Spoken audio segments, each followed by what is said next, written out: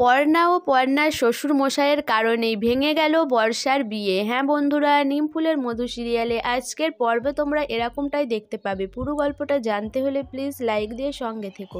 পর্ণা আর কৃষ্ণা বর্ষাকে আনতে যায়, যাওয়ার সাথে সাথে দেখে যে গেট বন্ধ, কিন্তু যখনই খুলতে যাবে বর্ষা খুলে দেয়। বর্ষাকে দেখে কৃষ্ণা বলে যে বর্ষা, তুই কবে এত বড় হয়ে গেলি তোর দাদার মতো, তোকে খুব সুন্দর লাগছে। এরপর কৃষ্ণা বলে যে পর্ণা, তুমি নিয়ে এসো বর্ষাকে, আমি নিচে যাচ্ছি। এদিকে আড়াল থেকে বর্ষার হাত ধরে থাকে পিগলু। পর্ণা বুঝতেও পারে না। পর্ণা বর্ষার হাত ধরে বলে, চলো বর্ষা, আর মন খারাপ করো না। আমি কি করব, পিগলুও তো না বলে দিল তোমাকে বিয়ে করবে না, আমি তো সেটা ভাবতেই পারছি না। এরপরে বর্ষাকে নিয়ে পর্ণা নিচে চলে যায়। পিগলু বর্ষার হাত ছেড়ে দেয়। পিগলু দরজার কোণে বসে বসে কান্নাকাটি করতে থাকে, কিন্তু সেটা পর্ণা বুঝতে পারে না।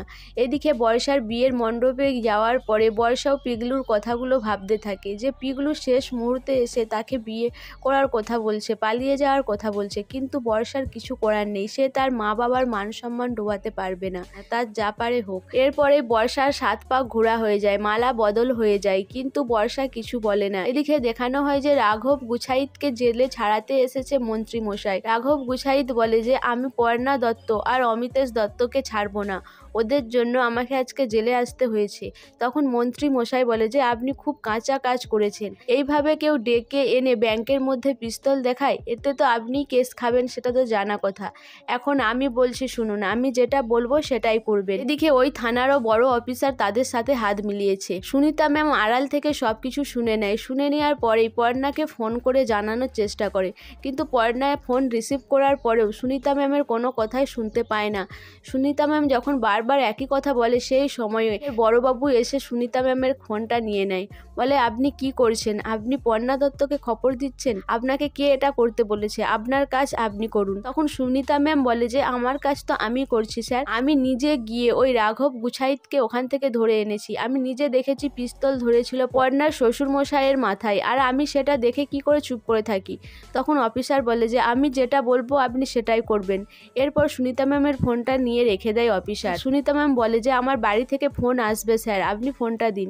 কিন্তু স্যার বলে যে না, আর ফোনটা এখন পাবেন না, পরে আমি আপনাকে দিয়ে দেব। পর্ণা সৃজনকে বলে যে সুনিতা ম্যাম কিছু একটা বলার জন্য আমাকে ফোন করেছিল, শুধু এটাই শুনতে পেলাম যে রাঘব গুছাইতকে ছাড়াতে কেউ থানায় এসেছে আর কোনো একটা বিপদের কথা বলছে, কি বলছে আমি বুঝতে পারলাম না। তখন সৃজন বলে যে আবার যদি কোনো দরকার হয় নিশ্চয়ই ফোন করবে। এদিকে পর্ণার শ্বশুরমশাইয়ের ফোনে একটা মেসেজ ঢুকে যে অ্যাকাউন্টে 50,000 টাকা ঢুকেছে, কিন্তু সেটা কিসের তিনি বুঝতে পারে না। বলে এটার ব্যাপার নিয়ে আমাকে পরে ভাবতে হবে যে কি হলো এই ব্যাপারটা। এদিকে পর্ণাকে বলে যে বর্ষার ঘরে লজ্জাবস্ত শাড়িটা আছে, গিয়ে যেন পর্ণা নিয়ে আসে। পর্ণা বলে ঠিক আছে আমি যাচ্ছি। এরপর পর্ণা যখন বর্ষার ঘরে ওই লজ্জাবস্ত শাড়িটা আনতে যায়, গিয়ে দেখে যে পিগলু খুব কান্নাকাটি করছে ঘরের কোণে বসে।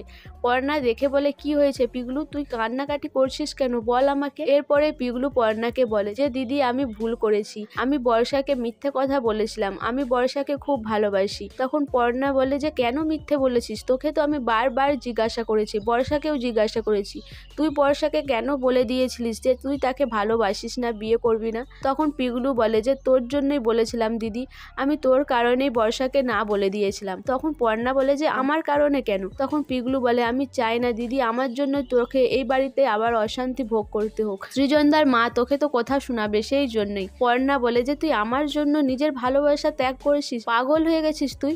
তখন পিগলু বলে যে দিদি তুই এই বিয়েটা আটকা, আমি না হলে মরে যাব, আমি বর্ষাকে ছাড়া বাঁচতে পারবো না। তখন পর্ণা বলে যে আমাকে তো এই বিয়েটা আটকাতেই হবে, না হলে তিনটে জীবন নষ্ট হয়ে যাবে, আমি সেটা হতে দিতে পারি না, চ তুই আমার সাথে চ।